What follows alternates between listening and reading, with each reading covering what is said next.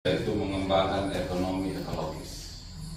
Dari jemaah umum ini ada dua hal besar yang perlu kita diskusikan bersama, yaitu tentang ekonomi dan ekologi. Ekonomi itu kaitan dengan pemenuhan kebutuhan keluarga. Bagaimana kita berusaha untuk memenuhi kebutuhan keluarga kita. Lalu ekologi itu kaitan dengan lingkungan bumi yang kita diami. Sebelum kita mendalami tentang situasi hidup kita, maka marilah saya mengajak kita semua untuk mendengarkan sebuah cerita yang ada dalam buku panduan. Bagi ibu yang telah dipercayakan untuk membaca kisah, saat ini kami persilakan. Baik, terima kasih. Mencermati kisah. Yang penting dapat uang. Di sebuah dusun ada seorang bapak namanya Om Bot. Orang sekampung memilihnya menjadi ketua RT rukun tetangga. Ia cukup terkenal di kampung itu. Maklum, orang Bot lulusan SMA. Selain sebagai ketua RT, Om Bot juga adalah seorang tua adat. Pada suatu hari kampung itu mendapat kunjungan tamu dari ibu kota provinsi. Ternyata tamu itu adalah bos ubi kayu. Bos itu mencari lahan untuk menanam ubi kayu. Kebetulan orang sekampung itu memilih tanah ulayat yang cukup luas. Diskusi pun dimulai dan Om Bot yang memimpin jalannya diskusi. Hasilnya, orang sekampung menyerahkan tanah ulayat mereka untuk dikontrak sepanjang 20 tahun. Mereka tergiur menyerahkan tanah tersebut karena Om Bot meyakinkan mereka bahwa 20% hasil perkebunan ubi itu untuk kepentingan kampung. Bos ubi kayu pun berjanji untuk memperkerjakan orang muda sekampung. Selain itu, kepada mereka diberikan sejumlah uang untuk setiap keluarga. Berita ini tentu menggembirakan karena ekonomi kampung itu tentu akan berkembang cepat. Pembukaan lahan pun dimulai dan alat berat ekskavator beraksi. Hutan, batu, dan bukit yang ada di tanah ulayat tersebut diratakan. Setahun kemudian hasil ubi kayu melimpah. Pabrik mie dari ubi kayu didirikan di kampung tersebut. Banyak anak muda dipekerjakan. Mereka senang karena kampung mereka makin ramai. Namun 2 tahun kemudian perubahan alam mulai terjadi. Mata air di sekitar kampung mulai mengering. Pokok ayam hutan dan kicauan burung bahkan sudah tidak terdengar lagi. Udara di sekitar semakin panas. Ketika diwawancara oleh wartawan terkait kerusakan alam ini, Om Bot ketua RT mengatakan singkat, yang penting dapat uang. Sekian. Terima kasih. Terima kasih kepada ibu yang sudah membacakan cerita buat kita semua. Jangan tertegang, ini kita sering. Setelah kita mendengar cerita tadi, sama banyak dulu. Apa judul cerita tadi? Yang penting dapat uang. Ulang?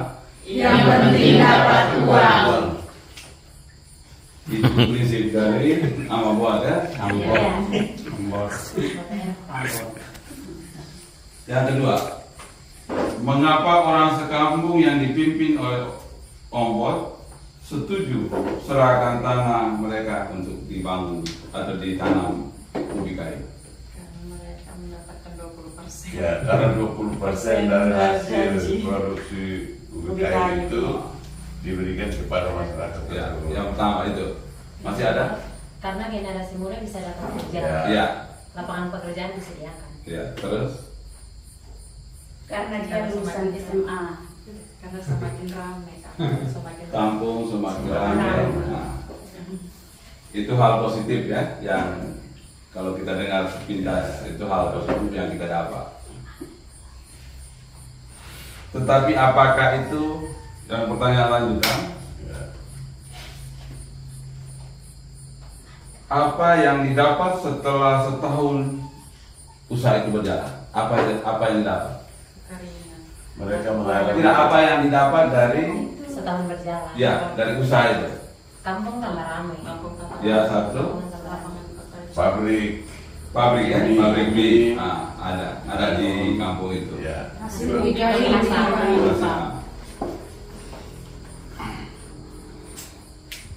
Lalu setelah melihat ada hasil baik tadi, pertanyaan lanjutan, apakah dampak pembukaan lahan ubi kayu tersebut setelah 2 tahun? Tadi 1 tahun kan tidak apa, tapi setelah 2 tahun, apakah ada dampak? Ada. Ada mengalami kekeringan. Coba di sini saya lihat tidak ada suara. Mengalami kekeringan. Nah, kekeringan terjadi, Semakin cuaca semakin panas, Kicau burung sudah ada. Binatang-binatang hutan tidak berkeliaran di situ lagi. Iya. Udara sekitar semakin panas. Iya. Jadi dari hasil yang didapat setahun itu tadi dibandingkan dengan dampaknya bagaimana? Apakah lebih menguntungkan atau merugikan? Air mata, sumber mata air kering, itu dampaknya besar sekali. Tapi setelah melihat ini, ada pihak keluar datang, dalam hal ini wartawan, bertanya kepada Amabot. Di sini ketika diwawancara oleh wartawan tentang kerusakan hutan, apa jawaban dari Amabot? yang penting ada uang. Yang penting dapat uang, tapi dalam waktu yang ini, yang hanya dinikmati dalam 1 tahun sama.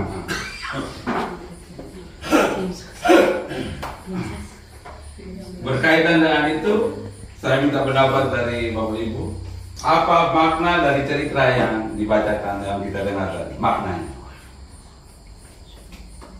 Bapak ini makna cerita tadi. Senang sesaat. Senang sesaat. Masih Bekerja. ada? Senang sesaat. Ada lagi? Ada lagi? Ya. Dari mama. Senang di atas penderitaan orang lain. Senang di atas penderitaan orang lain. Betul. Ya, Pak Guru. Hubungan antara ekonomis dan ekologis berjalan tidak seimbang. Ya. Masih ada sebelum saya ini? Ada. Dapat uang hanya sebentar tapi merusak alam yang bisa berkepanjangan. Iya. Dan ini satu pendapat yang bagus sekali. Kita mendapat uang saat sekarang, tetapi kita mengorbankan Mengalami kerusakan berkepanjangan. mengorbankan lingkungan kita dan alam. Akibatnya anak cucu kita ke depan menjadi korban. Jadi hal ini menjadi permenungan kita bersama dari cerita ini. Kalau kita melihat atau refleksi atau kita melihat kehidupan kita di lingkungan Yusuf ini, apakah ada kejadian yang seperti ini atau tidak? Jadi ada yang merusak alam, ada yang disogok dapat uang sesaat untuk memuluskan. Itu bisa diceritakan. Ada Pak Guru mungkin? Baik, yang saya alami ketika waktu saya masih kecil, saya memasuki wilayah Rusuk ini. Di sekitar ini banyak tumbuhan yang besar kayak pohon beringin ini. Iya. Terus nangkanya banyak. Iya. Seiring berjalannya waktu, ketika saya sudah usia 55 kepala mendekati 60, saya lihat pohon-pohon besar itu hanya 2. Satu yang ini, satu yang di belakang sumber air Om Anis punya itu. Yang lain-lain sudah tidak ada. Baik, sejauh pengamatan saya yang selama ini, di Lelusuk ini dulu ada satu sumber air yang di bawah itu yang bisa mengairi sampai di Batu Benau. Iya. Tapi pada tahun 90-an ada. Terima kasih. Masih ada lagi? Ya. Ini memang bersangkutan dengan kedua Bapak sampaikan tadi. Mungkin ada satu, ini bukan keluhan lagi sih, lebih ke salah satu jalan keluar ya. Ya. Di sini orang tahu banyak sumber mata air dan banyak sekali air yang kita sumbang, air bersih yang kita sumbangkan ke Atambua. Mungkin saat ini semua bisa senang bahwa sumber air itu masih banyak, tapi kita tidak tahu beberapa waktu kemudian solusi atau mungkin dalam waktu dekat dengan zaman teknologi yang sudah begini canggih, ada Om Google ya Bapak, mungkin kita bisa cari tahu pohon apa yang bisa menghasilkan atau meningkatkan debit air yang sekarang ada. Jadi ketika anak cucu kita nanti tidak akan kekurangan air. Bapak Lingkungan? Kalau dari saya mengenai pertanian, kalau dari dulu, zaman dulu itu orang tua dong tanam jagung subur, ubi juga subur, karena waktu itu kan tidak pakai pupuk-pupuk untuk minum obat. Kalau sekarang kebanyakan orang suka pakai pupuk obat, maka hasil-hasil itu tidak. Ya baik, terima kasih. Mungkin kalau dari saya itu yang setiap hari kita lihat dan kita nikmati seperti itu. Contohnya sudah beberapa tahun orang sudah buat kita jalur yang untuk pembuangan air yang got-got. Nah, tapi selama ini yang saya perhatikan ke sana kemarin itu yang got-got itu tidak dibersihkan, rumput tinggi. Jadi air yang dari atas sana datang itu dengan tanah-tanah itu dia sudah mau terpenuhi dengan di got itu. Nah, jadi ada kami punya mungkin saudara teman-teman di sana yang ada di dekat situ, mereka sengaja palang dengan batu pasir itu, makanya ada kalau bingung juga. Kenapa itu harus dipalang? Sedangkan itu jalur aja harus lewat pembuangannya yang di kali besar di ujung rumahnya saya itu. Kenapa itu? Jadi kayak di situ tuh terhambat akhirnya tanah yang dari atas itu penuh sehingga nanti jalan itu rusak. Nanti jalan rusak kita mau persalahkan siapa? Jadi harapan dari saya mungkin ibu dusun ada tolong menggerakkan bapak di sini kita yang PRW di sini, tidak maksudnya ini kita ngomong secara yang kita lihat ya. Supaya maksudnya air itu betul-betul pembuangan ke sana. Maksudnya seperti jadi tolong gerakkan kita termasuk saya juga supaya kita bersihkan, kita membuat ini supaya air jangan tergenang di situ. Maksudnya seperti itu. Ya, terima kasih dari saya itu saja. Masih ada sebelum Banyak. Kalau ini saya mau menceritakan tentang ketidakbertanggungjawabannya manusia Lelusuk ini khususnya. Terutama binatang-binatang air yang ada di sumber-sumber air itu semua dimatikan, sehingga yang menghidupkan sumber air itu, yang melindungi, yang bernaung di situ tidak ada lagi. Dulu awal-awal 99 yang saya kesini tuh sumber air seperti yang tempat tadi Bapak Min ceritakan, di situ ada ikan gabus, ada ikan-ikan kecil yang hidup di sepanjang saluran air itu, sehingga ini saat kita memandang itu nikmat sekali karena ada aliran air yang bersih dan makhluk-makhluk hidup dalam air itu banyak. Dan juga ada di belakang yang Bapak Anis itu juga katanya di situ ada ikan besar-besar yang tidak dibunuh sembarang. Tapi dengan adanya obat-obat yang muncul, obat kimia yang ada ini, akhirnya orang segampang beli sebotol obat dan siram, dengan sendirinya semua makhluk hidup yang ada, baik yang dimakan maupun tidak dimakan, semuanya mati semua. Dari saya pertama tuh yang penting dapat uang, itu yang saya ambil.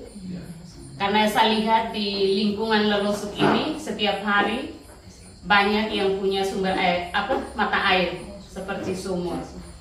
Nah, itu dimana saya lihat itu banyak kendaraan yang datang dari dalam kota seperti tangki air itu untuk mentransfer ke dalam kota. Tapi itu menurut saya tuh kayaknya terganggu sekali untuk jalan umum. Karena tangki air yang parkir itu tiap musim panas itu dia sampai 20-an, 30-an. Jadi itu kalau menurut saya itu mengganggu sekali jalan transportasi untuk kendaraan bermotor, kita yang berjalan kaki dengan kendaraan beroda 2. Jadi mungkin lewat diskusi kita sore hari ini, kalau ada bapak-bapak yang punya sumber air, kalau mau isi di tangki itu jangan sampai full-fullan, sampai kendaraan itu sampai tumpah-tumpah di jalan. Itu mengganggu merusak jalan umum. Sesungguhnya aku mengadakan perjanjianku dengan kamu dan dengan keturunanmu dan dengan segala makhluk hidup yang bersama-sama dengan kamu, burung-burung, ternak dan binatang-binatang liar di bumi yang bersama-sama dengan kamu, segala yang keluar dari bahtera itu, segala binatang di bumi. Maka aku adakan perjanjianku dengan kamu bahwa sejak ini tidak ada hidup yang akan dilenyapkan oleh air bah lagi, dan tidak akan ada lagi air bah untuk memusnahkan bumi. Di kitab suci tadi, pesan yang kita, apa pesan dari bacaan kitab suci tadi?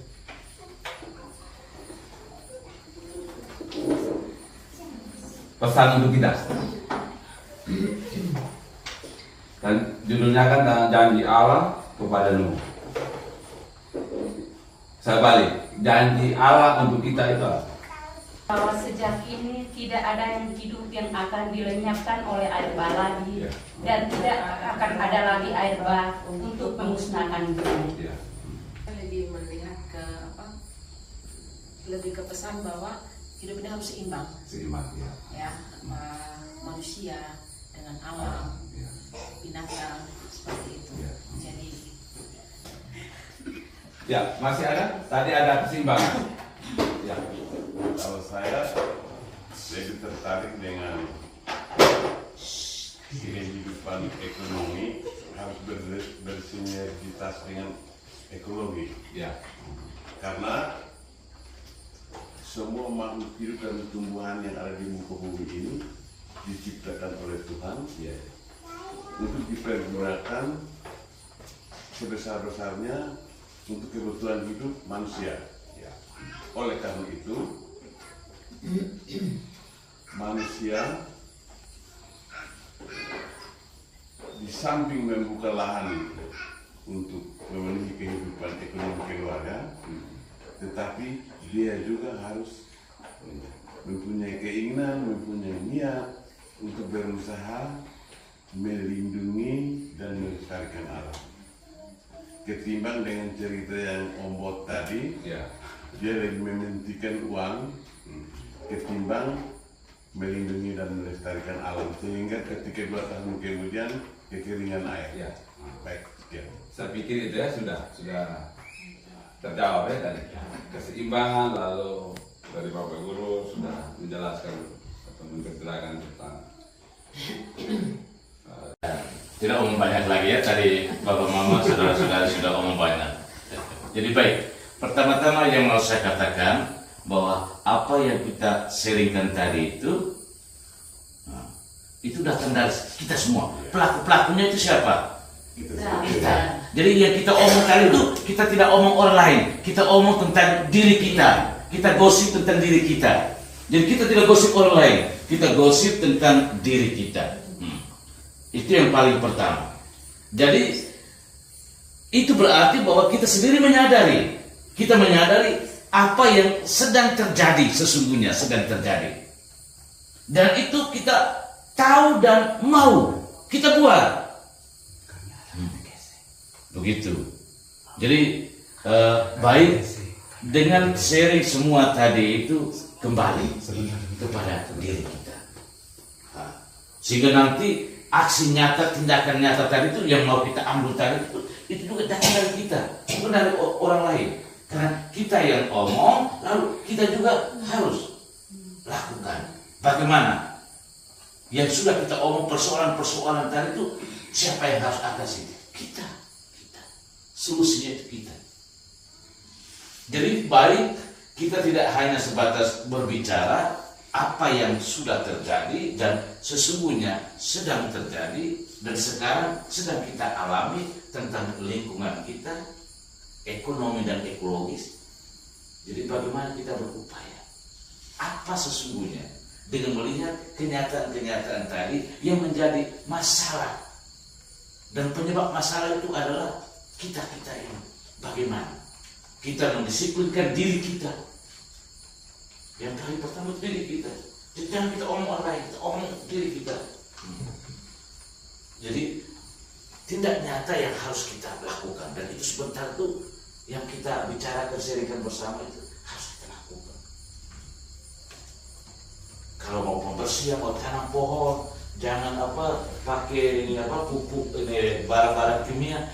Makanya harus kita omong bilang jangan pakai obat kimia, jangan pakai obat kimia. Besok dia pakai, sendiri omongnya pakai. Nah ini salah. Kenapa? Mental kita apa? Mental santai dan maunya cepat. Begitu toh? Sudah itu. Makanya yang merusak ekologi lingkungan kita itu siapa?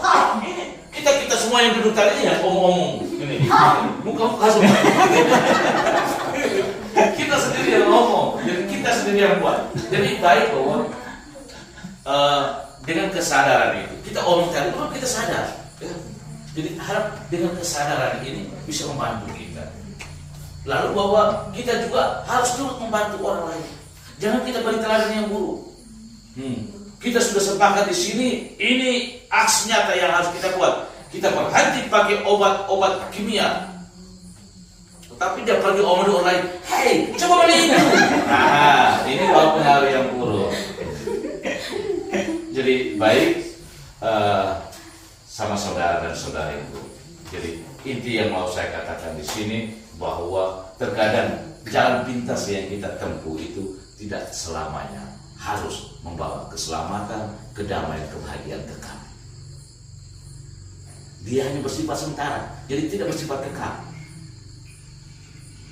Macam tadi itu kita terima uang, senangnya hanya saat itu. Ingat Bang, kenikmatan itu hanya pada saat itu. Jadi jangan bilang, oh saya tadi apa judul apa tadi? Asal apa? Yang penting dapat uang. Yang penting dapat uang hanya saat itu. Kau besok kau omong lagi, yang penting dapat uang. Tidak ada lagi kata itu. Halo, kata yang penting dapat uang itu hanya saat itu. Besok itu mungkin kata-katanya lain. Yang penting saya menderita terus. Ya, bawa mama. Jadi tapi baik bahwa saya juga tidak mau ungkit lagi omong-omong yang karena saya tahu bahwa itu pasti terjadi. Siapa yang tidak butuh uang? Semua kita butuh toh? Tapi bahwa kebutuhan kita akan uang itu juga, maksudnya paling kurang uang itu juga ada hal sedikit ya. Jangan kita uang panas. Bapak mama, uang panas itu cepat terbakar. Terbakar, hari ini terima, hari itu juga terbakar memang Bapak. Ya. Dan memang itu kalau kita mau ngomong uang ini memang susah. Ya. Apalagi kalau dia bilang,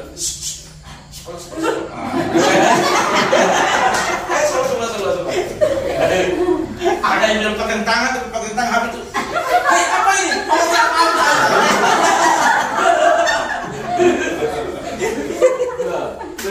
Saya juga begitu. Saya juga orang kalau pakai tangan udah taruh pakai tangan habis mereka selip. Apa lagi ini? Biasa terima saja. Tapi itu godaan. Godaan yang membawa kesenangan. Ingat, godaan membawa kesenangan. Tetapi kesenangan itu dia hanya bersifat sementara pada saat itu. Jadi macam uang tadi itu, kita terima senang pada saat itu. Besok kau pikir dia datang bawa kasih uang lagi. Tidak. Sudah sama saudara-saudariku, kita perlu ya membangun satu komitmen niat yang baik. Saya harus melawan ini yang tidak baik, yang bengkok saya harus luruskan. Jadi yang itu memang benar, saya tidak mau harus begini, ini yang benar. Dan itu kita harus membangun komitmen. Jadi macam tadi itu jangan kita omong lain, dia lari ke tempat lain. Itu juga tidak baik. Karena itu mari kita memberi kesaksian. Kesaksian dari apa yang kita katakan dan itu kita tunjukkan dalam praktek. Jadi yang kita sharingkan ini nanti dampaknya tuh di praktek kita itu. Itu hasilnya. Hasil dari itu yang kita sharing itu punya dampak baik untuk kita. Jadi sebentar apa yang sudah kita sepakati menjadi tindakan nyata, aksi yang harus kita jalankan sungguh-sungguh. Jadi baik tadi Bapak Mama saudara-saudari sudah membuka hati, sudah mengungkapkan, kita saling membagi. Jadi ini sharing ini hanya sebatas kita. Jadi bukan, kau kan omong apa? Kau lu soal kau omong.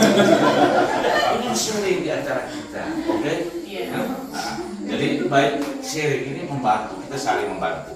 Jadi bahwa di sana dia ada kelebihan, di sini juga ada kekurangan. Kelebihan-kekurangan itu kita saling melengkapi. Intinya itu di situ. Jadi kita tidak hanya saling melengkapi di antara kita juga harus saling melengkapi alam lingkungan ekologi kita itu.